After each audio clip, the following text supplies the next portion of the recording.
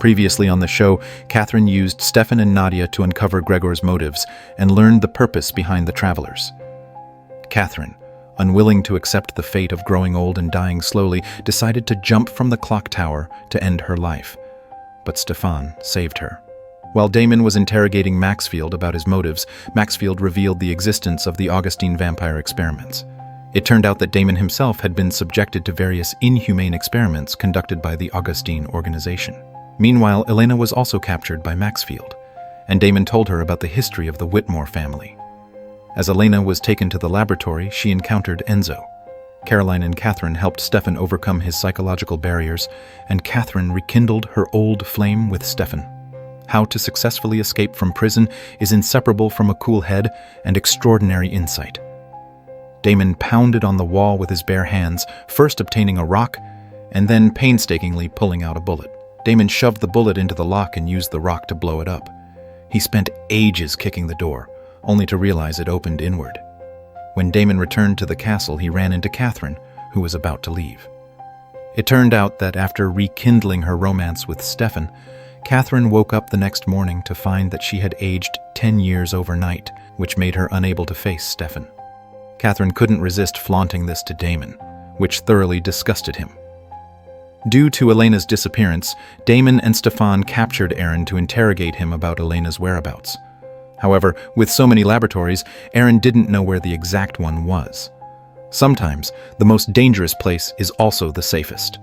Elena's adoptive father Grayson's clinic had also once been a laboratory for vampire research. Elena's buried memories resurfaced. As a child, she had wandered into the basement of the clinic. Through a door, she heard the sounds of screams coming from inside. Just as she was about to push the door open, Grayson appeared. With a kind smile, he claimed that his research could benefit the world. At this moment, Maxfield received a call from Aaron. The Salvatore brothers wanted to use him to trade for Elena. Maxfield agreed to meet them in the classroom but had no intention of keeping his promise. He injected Enzo with a specially developed toxin and then ordered Enzo to deal with Damon. I'm giving you the day off. You and Damon have some catching up to do. When Damon and the others arrived at the classroom, Enzo, already waiting, called out Damon's codename. Damon was in shock. Enzo was still alive. However, Enzo wasn't in a rush to seek revenge. He started reminiscing with Damon, like an old friend. Through this, Stefan learned about Damon's tragic and disgraceful past. Damon and Enzo had formed a strong bond while they were both test subjects, but in the end, Damon abandoned Enzo and escaped on his own. Feeling guilty, Damon decided to take his frustration out on Aaron. Since Maxfield clearly didn't care whether Aaron lived or died, desperate to survive, Aaron offered to help the brothers find Elena. He had a stack of laboratory documents in his possession, so Stefan took Aaron to search through the files, while Damon stayed behind to deal with Enzo. Enzo had been imprisoned for 60 years, and he finally got a single day of freedom, which he spent reminiscing with the brother who had betrayed him. So he became a bit of a chatterbox, marveling at how much the world had changed. Damon, however, was blunt. What do you want? You want me to feel guilty? Suddenly, Enzo's body seized, and a look of pain crossed his face. The poison Maxfield injected had begun to take effect, and he needed to return within a certain time frame. Damon proposed that they team up against Maxfield. That way, Damon could rescue Elena, and Enzo could regain his freedom. Enzo pretended to agree, but then he attacked Damon. His heart had long been broken by Damon. Due to the poison, Enzo stumbled. Damon didn't dodge the first punch Enzo threw, but for Elena's sake, he had no choice but to fight back. Enzo attacks Damon again, and just then the poison in his body kicks in. Damon embraces him and asks where Elena is, but Enzo snarled, "I won't tell you. Maybe this way, you can spend the next 60 years knowing what it's like to miss someone." Years ago, Damon had abandoned Enzo, and for the following 60 years, Enzo never stopped dreaming that Damon would come back to save him. Meanwhile, Katherine, desperate to fight the signs of aging, paid Matt to help her get in shape and rebuild her body. She had finally gotten back together with Stefan. How could she let this decaying body hold her back? But the results were less than promising. Katherine's hearing and vision were both deteriorating. Matt called Nadia over, which left Katherine too ashamed to face her daughter. When Nadia saw the farewell letter, she understood her mother's struggle. Damn! To save Katherine's life, Nadia suggested using a body possession spell. She could contact the travelers and have Katherine's soul placed into another body. But Katherine refused. She didn't want to live in the body of a nobody. Katherine believed Stefan loved her for her face and her perfectly sculpted figure. Though her body was decaying rapidly, she chose to wither away in love. Nadia was deeply disappointed by Katherine's decision. The harmonious atmosphere between mother and daughter quickly dissolved. Go kill yourself, see if anyone misses you. Meanwhile, Aaron, under the guise of searching for files, tried to pull one over on Stefan, but Stefan was already prepared.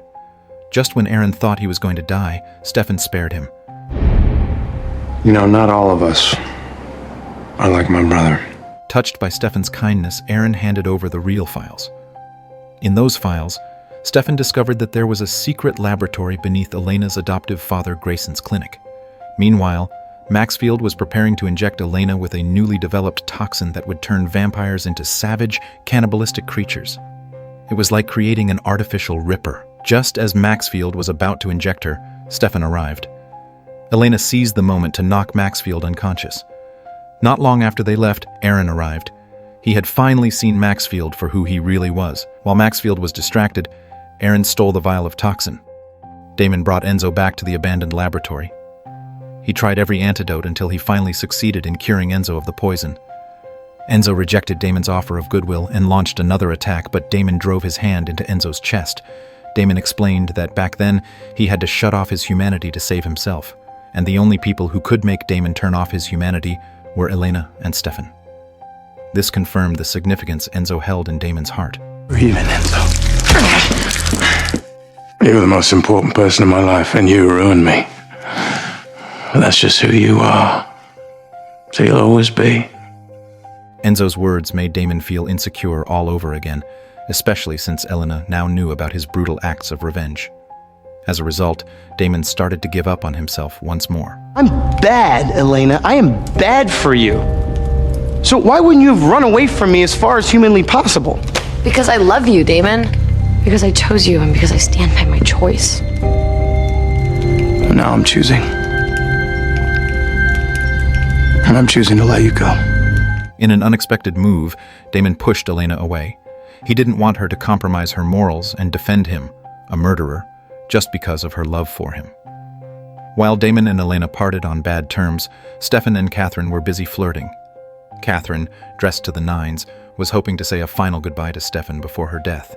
But Stefan believed that Katherine would always find a way to turn things around. Katherine revealed her full head of silver hair, a clear sign that her life was nearing its end. She wanted to die alone. As she was leaving, Stefan suddenly grabbed her hand, intertwining their fingers. This simple gesture stirred Katherine's will to survive more than any words ever could. Secretly, she reached out to Nadia, asking her daughter to contact the travelers for help. But before Katherine could finish the call, she felt a sharp pain in her chest and collapsed into unconsciousness. Her time was almost up. Katherine had fallen into a coma due to heart failure, but Stefan found her just in time. The doctor informed Stefan and Nadia that Katherine was on the verge of death. Every organ in her body was failing, and unless something miraculous happened, she wouldn't survive the night. Stefan decided to bring Katherine home so she could die in peace. At least she wouldn't be alone. Ever since Damon pushed Elena away, he had been drowning in alcohol, barely coherent. Elena wasn't faring any better. She was bedridden and unable to pull herself together. Matt and Jeremy, in their typical guy way, tried to comfort Damon by joining him in his drinking. Meanwhile, Caroline and Bonnie decided to celebrate Elena's return to singlehood by preparing a lavish breakfast. When they learned of Katherine's impending death, everyone decided to throw a party, celebrating Katherine's demise. The two groups met, and the atmosphere was a bit awkward. Elena was the first to raise a glass. As they began listing off Katherine's many sins, they found common ground, and soon the mood lightened. Katherine wasn't even dead yet, and they were already throwing a party in her honor. But given all the terrible things she'd done, it seemed like every disaster could be traced back to her. Katherine was practically the source of all calamities. To comfort Katherine, Stefan lied to her. Katherine laughed bitterly and said, "They're not wrong about me." Even though she was at death's door, Katherine still cared about her appearance. Her vanity made Stefan chuckle, and he reassured her that he didn't mind her aging at all. Meanwhile, Matt was knocked out by Nadia while fetching more alcohol. She locked him in a safe and buried him alive, using him to blackmail everyone into helping save Katherine. It turned out that Katherine had traveler blood, which meant she could transfer her soul into someone else's body, but she needed a traveler to teach her how. Nadia only took Stefan and Elena with her, telling them that as long as they cooperated, she'd reveal Matt's location. As they traveled, Stefan and Elena grew curious about whose body Nadia planned for Katherine to possess. Mine. I'm going to make her a passenger in my body. They arrived at an abandoned house that served as a temporary refuge for the travelers. The travelers carry a curse. They can never settle in one place and are forced to wander, forever on the road. It finally dawned on Stefan and Elena that they were Nadia's bargaining chips. The travelers began casting a spell, and Stefan and Elena's daylight rings lost their power. As more sunlight streamed in, their safe space was shrinking, forcing them into a corner. The travelers prepared 2 large iron buckets and started to drain their blood. The wounds Stefan and Elena suffered from the travelers' daggers wouldn't heal. Meanwhile, Caroline and the others were searching around the castle for where Matt had been buried alive.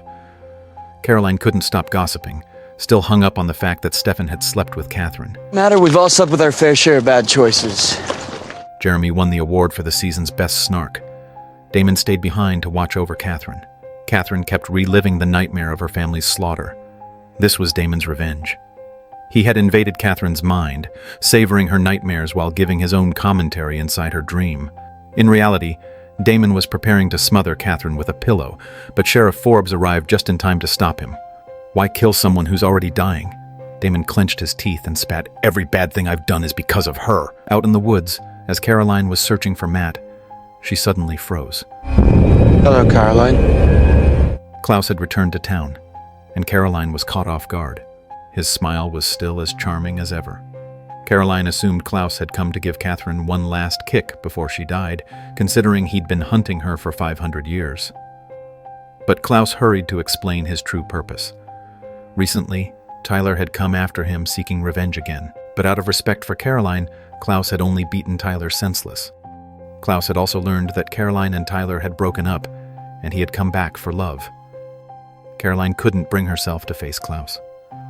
They played a game of cat and mouse through the forest. Klaus was patient.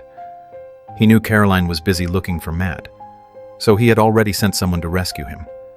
Every time Klaus returned, he always ended up helping them solve their problems. Without anyone realizing it, he had become the most reliable person in their lives. Meanwhile, the buried Matt finally saw the light of day, and his rescuer was none other than Rebecca. It had been 3 months since they'd last seen each other, and this wildcat had turned into a lady. Matt couldn't help but smile sincerely. Klaus admitted that he wouldn't be staying long, and once he left, he wouldn't be coming back. Still, he hoped Caroline would leave with him. Caroline stayed silent for a long time, knowing that this decision would change her life forever. In the end, Caroline gently refused. She had just started college. Her friends and family were here. Although the answer was the same as Klaus expected, he was still very disappointed. But then, Caroline's tone suddenly shifted. She admitted that she had been hiding her feelings for Klaus behind hostility and had hated herself for it. Knowing they couldn't be together, she didn't want to leave any regrets.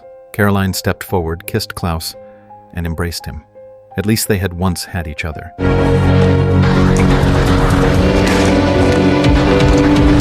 Since Damon's attempt to kill Katherine had failed, he continued tormenting her with hallucinations. People that Katherine had directly or indirectly caused the deaths of came to take revenge. There were Jenna and John among them. Suddenly, a voice rang out, "Enough!" It was Elijah, the original. As Katherine's ex-boyfriend, his eyes were filled with tenderness. Katherine gently caressed his face. Damon was being cruel. Killing her wasn't enough. He had to break her spirit too. Just as he was basking in his success, someone snapped his neck. Nadia had returned with the travelers. Travelers gave Katherine the spell to take over a soul. Nadia wanted Katherine to reside in her body, so the two of them could share one body as mother and daughter. But Katherine refused. She knew she had made countless selfish decisions throughout her life, hurting so many people.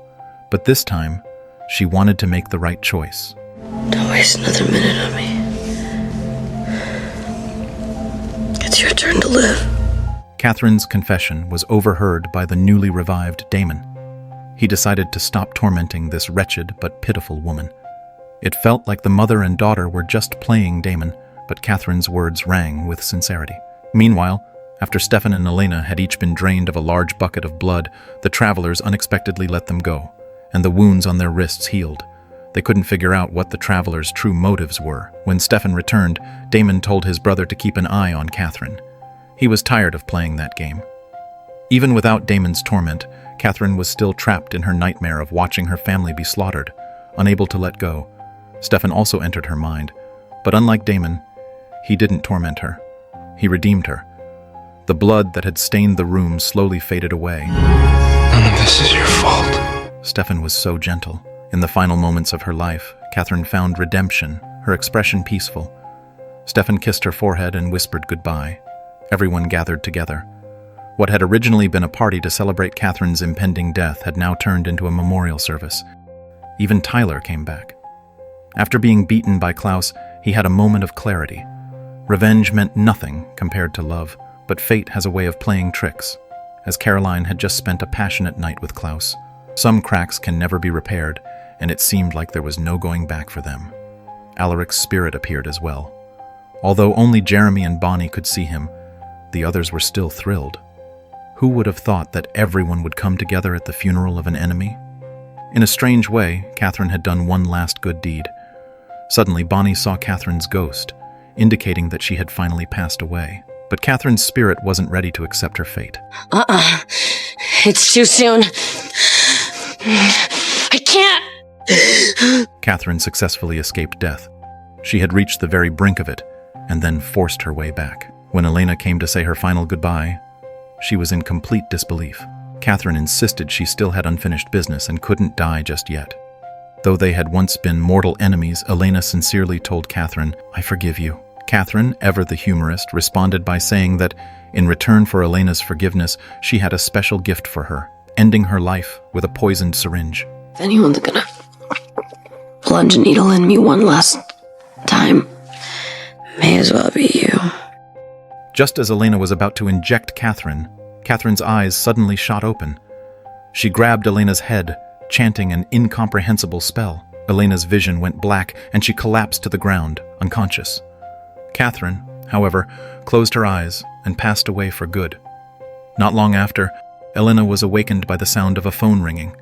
Groggily, she answered it. On the other end, she heard the traveler's incantation, and it was as if something within her was activated. Her eyes turned black once again. When Nadia took the phone, she anxiously asked, her voice full of hope. Of course it worked. I'm Katherine Pierce. Katherine had successfully possessed Elena. It turned out that this was a plan she had orchestrated with her daughter, and everyone had been deceived by the mother-daughter duo. You can always trust Katherine. She'll always find a way to turn things around. Katherine walked over to the mirror, perfectly imitating Elena. I'm Elena Gilbert.